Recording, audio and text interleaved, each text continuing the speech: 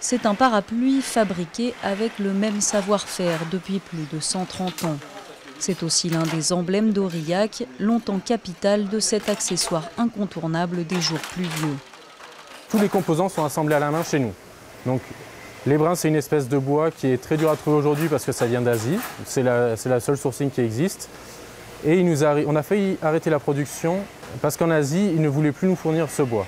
Donc on a réussi à retrouver une filière, mais c'est un parapluie où en fait c'est le brin qui va dire si on peut encore le produire ou pas. La recherche de matières premières est loin d'être la seule menace pour cette entreprise. De la dizaine de fabricants installés à Aurillac dans les années 30, ils ne sont plus que 2. L'arrivée de la grande distribution et de la concurrence chinoise ont eu raison de beaucoup d'entre eux. Pour survivre, ceux qui restent se sont attaqués au marché du luxe. Jusqu'à présent, le parapluie, tel qu'il était fabriqué chez nous, était un parapluie utilitaire, alors souvent noir et souvent de coloris unis. Donc nous avons décidé d'en faire un accessoire de mode. Pour cela, nous nous sommes rapprochés d'un cabinet de style parisien.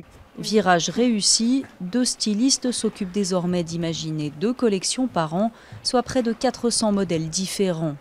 Une créativité qui n'échappe pas à la contrefaçon et pour lutter contre, l'entreprise espère pouvoir compter sur une indication géographique protégée, un label récemment étendu aux produits manufacturés.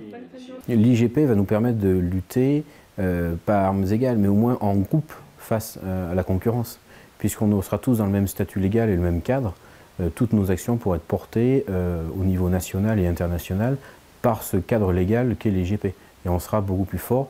Plus on sera nombreux à avoir une IGP et plus on sera fort dans notre défense.